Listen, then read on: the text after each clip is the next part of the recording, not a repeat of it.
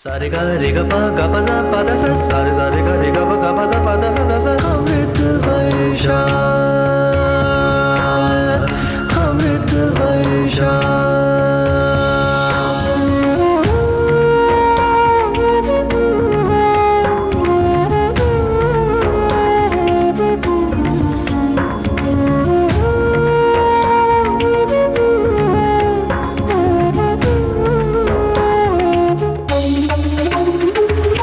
अमृत वर्षा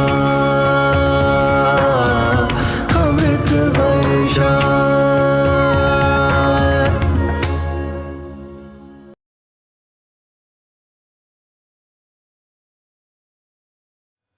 आनंद भी एक मन की ही अवस्था है। जब मन पहले पहले बार शांत होता है, और इस शांति में आनंद की प्रतीति ज्यादा सघन रूप से होती। देखो, कुछ अच्छा खाते हो, अच्छा लगता है, but that is pleasure of your tongue.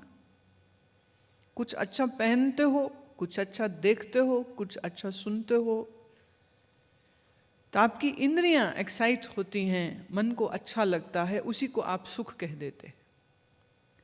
पर जब आंख बंद करके प्राणायाम किया, मंत्र किया, धारणा करी, त्राटक करा, योग निद्रा करी, तो उसमें कोई बाहर का ऑब्जेक्ट तो है नहीं, तो इंद्रियों की टिटिलेशन नहीं हुई है, इंद्रियों की कोई एक्साइटमेंट नहीं हुई है। उल्टे आंख तो बंद थी, कुछ देखा नहीं, कुछ सूंघा नहीं, कुछ चखा नहीं, लेकिन बड़ा घना सुख अनुभव किया। तो उसे हमने सुख न कहकर आनंद कहा। आनंद के विरोध में कुछ नहीं है, सुख के विरोध में दुख है, लेकिन आनंद के ऑपोजिट कुछ शब्द नहीं है। आप दुख के उलट सुख कह सकते हैं, सुख के उलट दुख कह सकते हैं, पर आनंद के उलट कोई शब्द नहीं, ना संस्कृत में ना हिंदी में।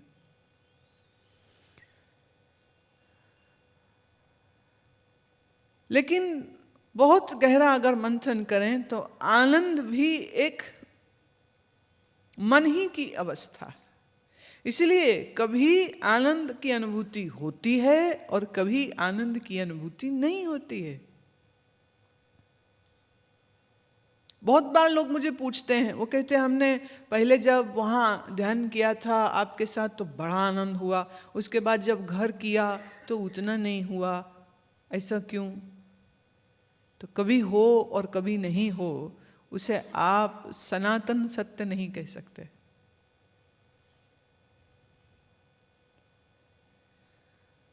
सो आनंद को भी योगियों ने, ज्ञानियों ने मन की ही एक अवस्था कहा।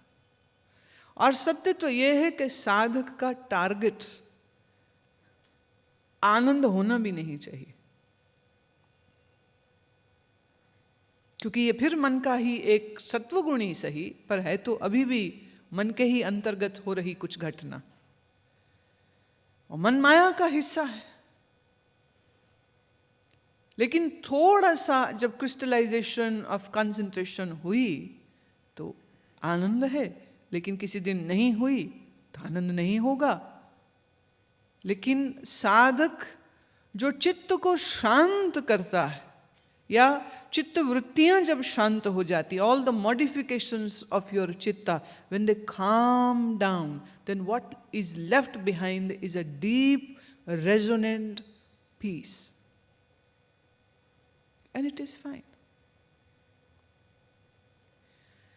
हालांकि अगर हम देखें तो जैसे बुद्ध हैं, बुद्ध बैठे हैं, समाधिस्थ है, ध्यानस्थ है, शरीर भी नहीं हिल रहा उनका, तो क्या वो आनंद की अनुभूति नहीं कर रहे? और अगर हम चैतन्य महाप्रभु या मीरा को देखें तो वो नाचते रहे जीवन भर। इसका मतलब जो बुद्ध की शांत अवस्था है उन्हें कभी नहीं मिली थी। अब इसमें हम बड़ी विलक्षण एक बात कहना चाह रहे। मीरा और चैतन्य महाप्रभु का जो आनंद है वो अभिव्यक्ति है उनके अंतर जो शांति घटित हुई उसी की। और बुद्ध में जो हमको दिखता है वह उस आनंद की भी शमन अवस्था है।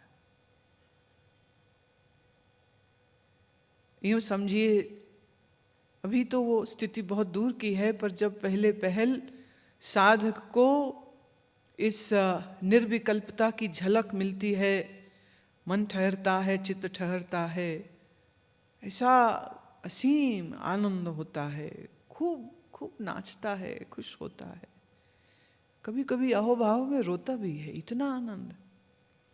परंतु फिर एक समय ऐसा आता है जब ये उसकी उठापटक भी खत्म हो जाती है।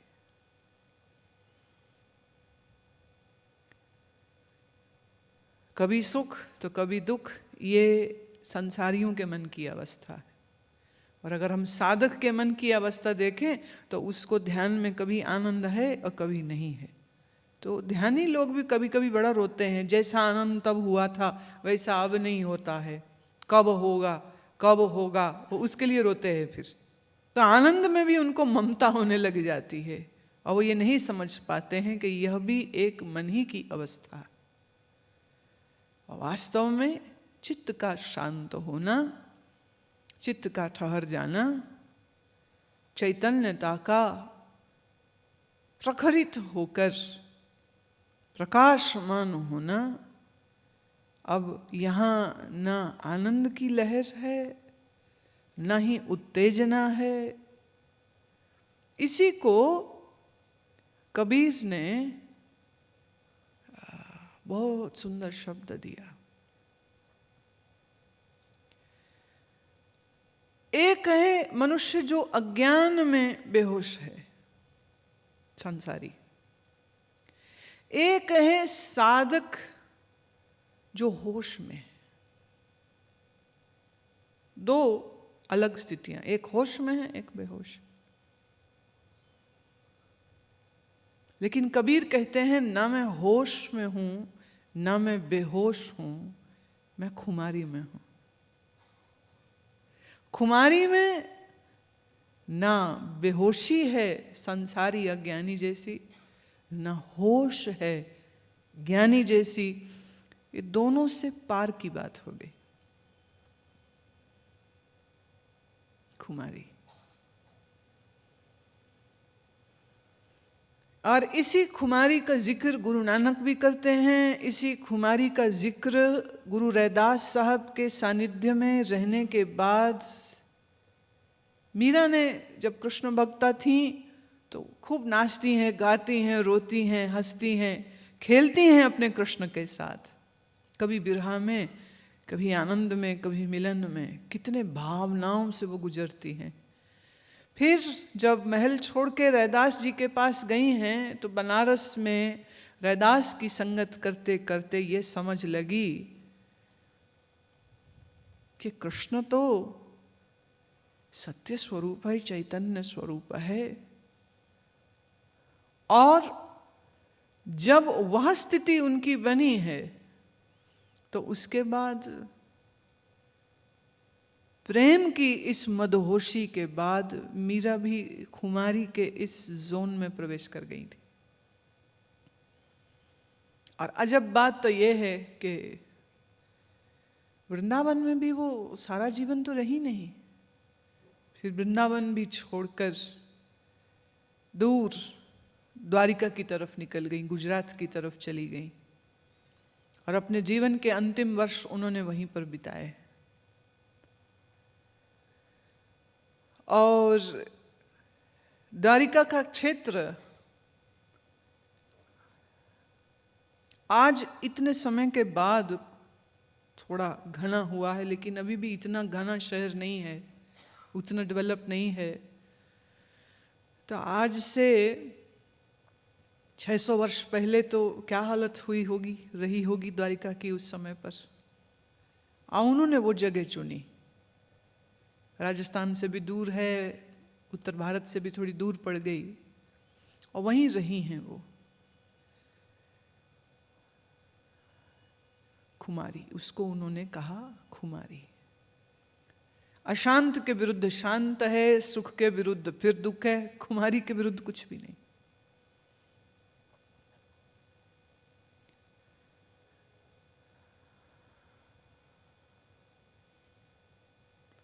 सो चित्त का शांत होना, चित्त में एक भी लहर ना उठे,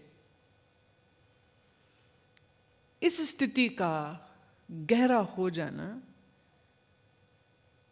ये साधक के लिए प्राप्त करने योग्य स्थिति होनी चाहिए।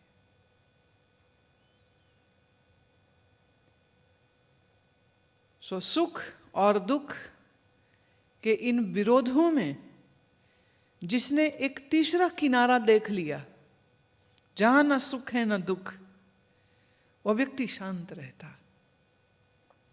और जिसने चित्त को शांत किया, उसके लिए फिर ये शांति कोई टेम्पररी चीज नहीं रह जाती है, ये परमानेंट फीचर बन जाता है।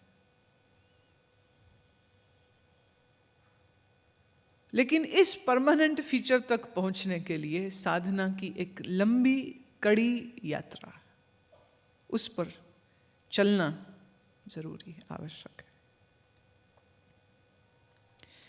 Bipin Sharma,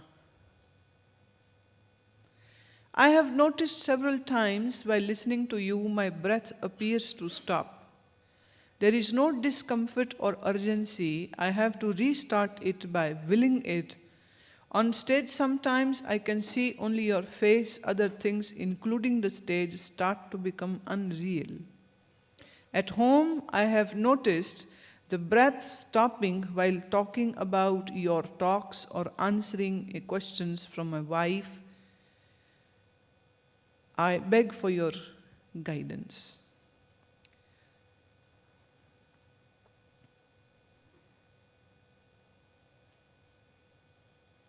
Your presence sometimes brings great discomfort and then suddenly great peace. Well, I told you yesterday, I am a very contradictory person.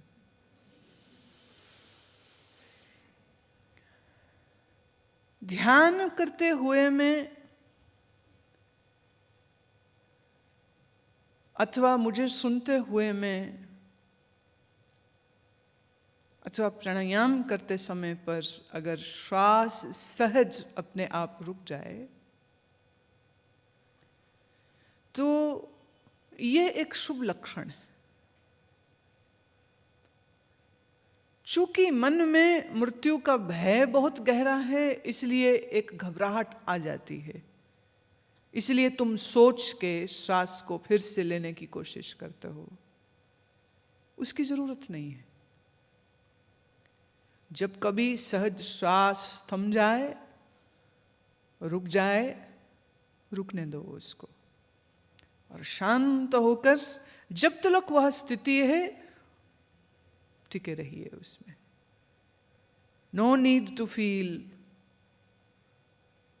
that something is wrong. Nothing is wrong. It is very natural. हठ योग में, अष्टांग योग में केवली कुंभक की चर्चा हुई है। हालांकि वो केवली कुंभक का जो पूर्ण रूप है उसमें श्वास कुछ सेकंड या कुछ मिनट नहीं, कई घंटों तक और कई दिनों तक रुकी रह सकती है। लेकिन हठ योग का मार्ग दूसरा है, अष्टांग योग का मार्ग दूसरा है। हम जो आपको दे रहे हैं ये एक ऐसा मार्ग है जिसमें न तो उतनी कड़ाई है लेकिन उतनी ढील भी नहीं। एक स्ट्रक्चर्ड साधना की आवश्यकता है। अगर तुम उसको फॉलो करने लग जाओगे तो जो थोड़ी बहुत घबराहट तुम्हारी बाकी है वो भी चली जाएगी। रही बात मेरे सामने आने पर पहले डिस्कम्फर्ट की और फिर पीसफुल शांत अनुभव करने की, तो उस विषय में हम इतना ही कहेंगे, तुम लोगों के मन चोर हैं और तुम भीतर कहीं जानते हो कि जब तुम मेरे सामने आओगे तो तुम छुपा नहीं पाओगे, और फिर मन घबराता है, इसलिए डिस्कम्फर्ट होता है, इसीलिए तकलीफ महसूस होती है। लेकिन अगर चित्त में थोड़ा भी प्रेम है हमारे प्रति, और आपके मन में जरा भी शुद्धता का, एक सत्व गुण का, प्रेम का भाव है, तो वो जल्दी ही तुमको आप रिलैक्स भी कर देगा कि अगर चिकित्सक से मरीज पर्दा करेगा और अपने रोग को छुपाएगा तो चिकित्सक ठीक कैसे करेगा? You have to maybe remove all your clothes in front of the physician when the physician is examining you. जब वो आपको देखता है, अगर वो कहे कपड़े उतारो तो तुम कपड़े उतारते हो, क्योंकि वो जरूरी है। और व्यक्ति कहे कि मैं नहीं उतारूंगा तो चिकित्सक देखेगा कैसे? सत्य तो यह है कि गुरु के समक्ष जब जाए तो पूर्ण आत्मसमर्पण के भाव से जाना चाहिए। वो बहुत मुश्किल है। मन की बेईमानियां, मन की चालाकियां, मन की अशुद्धियां तुम्हारी इतने पर्दे खड़े कर देती हैं, इतनी दीवारें बना देती हैं कि तुम सामने आकर के भी सामने नहीं आते हो। और ख्याल रहे, रोगों को छुपाने से रोग बढ़ते हैं, और रोग को स्वीकार कर लेने से और चिकित्सक को, डॉक्टर को बताने से कि ये तकलीफ है, उसका उपचार होता है। So the question is this: are you going to hide the ugliness and negativities of your mind, or are you going to open it up? पर सच कहना भी मुश्किल है और सच सुनना भी मुश्किल है। इसलिए लोग ये खेल मेरे साथ भी खेलते रहते हैं। कोशिश करते हैं, they want to show the best of their face, so they behave in a very best way. लेकिन सच ये है, तुम्हारे मन के संस्कार, तुम्हारी इच्छाएं, तुम्हारी कमजोरियां, तुम्हारी कमियां छुपाने से अगर छुप सकती तो तुम जरूर छुपा लेते। वो छुपती नहीं। बस तुम लोगों की हालत कभी कभी ऐसी होती है जैसे बिल्ली को देख के कबूतर आंख बंद कर ले कि अब बिल्ली मुझे कुछ नहीं कह सकती, क्योंकि मुझे बिल्ली दिख नहीं रही है। ये एक निरंतर युद्ध सा चलता है गुरु और शिष्य के मध्य में। हालांकि मुझे शिष्य शब्द से परहेज है, क्योंकि शिष्य हम उसको कह नहीं सकते हैं जो गुरु से पर्दादारी करता है। मैं मेरे आसपास ऐसे बहुत से लोगों को देखती हूँ जो मिलते हैं, उनको भी देखती हूँ। They try to impress me and then they look like a fool while doing that. जो तुम हो वो तुम हो। कमियां हैं तो स्वीकार करो कि कमियां हैं। और भक्ति मार्ग में बड़ी सुंदर बात कहते हैं, प्रभु अगर मुझ में कोई गुण है तो वह आपने दिए हैं, और अगर मुझ में कुछ अवगुण है तो ये मेरी कमी है। ये भक्त की पहचान होती। ऐसे ही शिष्य की भी पहचान यही होती है कि अगर मेरे जीवन में कुछ ध्यान, प्रार्थना, सुमिरन, भजन है तो गुरुदेव या आपकी कृपा है, और जब ये सब नहीं होता है तो ये मेरे मन की बेईमानी होती। तुम लोग उल्टी बात करते हो, सो कॉल्ड शिष्य उल्टी बात करते हो। आप कहते हो ध्यान मैंने किया, शिविर में मैं आया, आश्रम में मैं आया, बड़े प्रोग्राम बना के तैयारी करके प्रिपरेशन करके मैं आया हूं, और जब आ नहीं पाते हो, जब सुमिरन कर नहीं पाते हो, जब सुबह उठते नहीं हो, तो बोलते हो गुरु जी की कृपा अब नहीं रही है इसलिए नहीं होता है, जब गुरु जी कृपा करेंगे तब सब हो जाएगा। ये निपट बेईमानी है। ये आप तो उल्टी बात कह रहे हो, exactly opposite to what a bhakta or devotee would say. आप कहते हो गुण सारे मेरे हैं और अवगुण जितने हैं वो प्रभु आपने मुझे दिए। गुण सारे मेरे हैं। अक्सर जब मैं लोगों से पूछती हूँ कि भाई तुम शिविर में नहीं आए या आश्रम में कुछ था कार्यक्रम, तुम उसमें क्यों नहीं आए? हमने समय समय पर आश्रम में साधना शिविरों का आयोजन करते हैं। कभी कभी खुला निमंत्रण होता है कि कोई भी उसमें आ सकता है। और वो लोग मुझे मिलते हैं, मैं पूछती हूँ कि तुम आए क्यों नहीं? तो वो कहते आपने बुलाया नहीं, आपकी कृपा ही नहीं हुई, इसलिए पहुँच नहीं पाए। उस समय उन्हें जरा भी समझ नहीं लगती है कि ये कितना बड़ा दोष दर्शन वो मुझ में कर रहे हैं। इसे कहते हैं दोष दर्शन।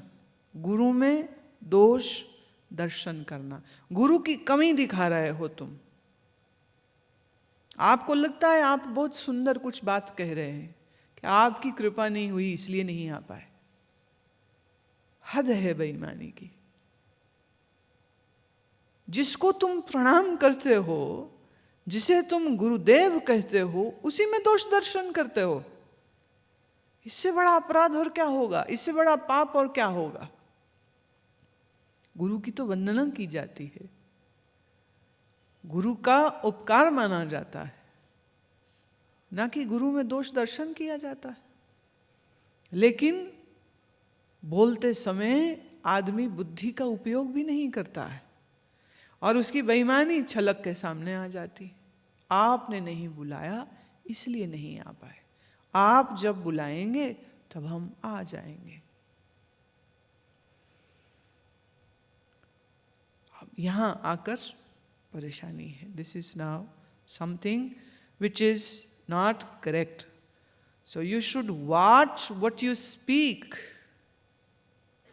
Don't just blurt it out.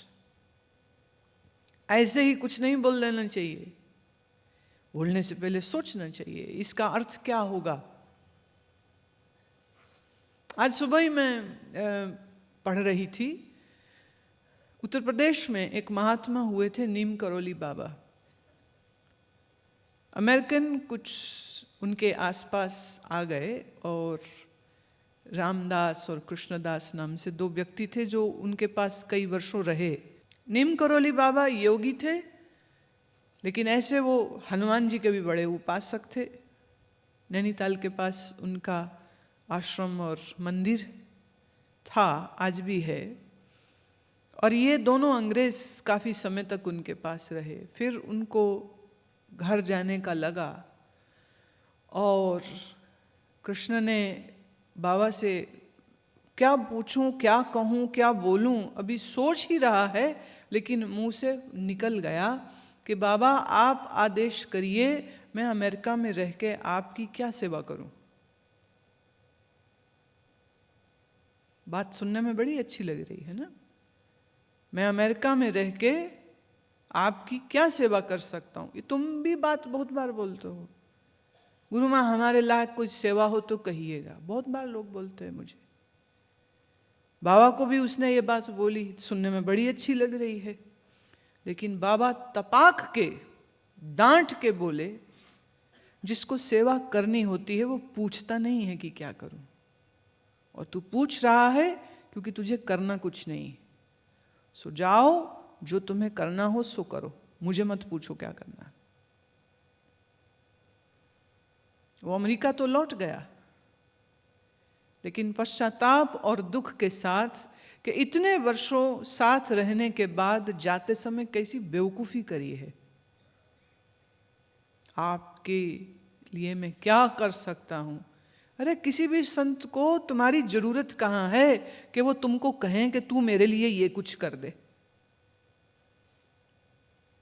उन्हें इस बात की कोई दरकार नहीं है, लेकिन बोलते समय आदमी जरा भी नहीं सोचता है कि वो क्या बोल रहा है। और आज भी इतने वर्षों के बाद कृष्णदास कीर्तन करता है, नीम करोली बाबा के बारे में कथा कहता है, जो उसने सीखा उसके बारे में बताता है, और साथ ही साथ अपने अमेरिकन श्रोताओं को अपनी इस बेवकूफ़ी के बारे में भी बताता है जो उसने अंतिम समय पर आने से पहले बाबा के सामने की।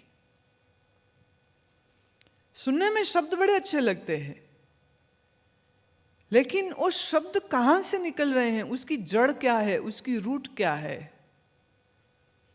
रूट में बेईमानी है, रूट में समर्पण अभी पूरा नहीं। इसीलिए तो पूछना पड़ रहा है, मैं आपके लिए क्या कर सकता हूं। एक बात आपको हम सुनाना चाहते हैं।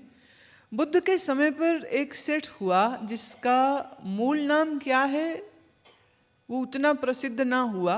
इतिहास में उसको जिस नाम से जाना गया वो नाम है अनाथ पिंडक, सेठ अनाथ पिंडक। ये नाम क्यों पड़ा? क्योंकि वो अनाथों को, गरीबों को भोजन कराता रहता था। उसने रोज भोजन बनवाना और वितरित करता रहता, राहगीरों को, गरीबों को, जिनके पास कुछ खाने को नहीं है तो उनको देता रहता, यात्रियों को। तो उसका नाम ही पड़ गया अनाथ पिंडक। पिंड माने देह, अनाथों के पिंड का पालन करता है, सो अनाथ पिंडक।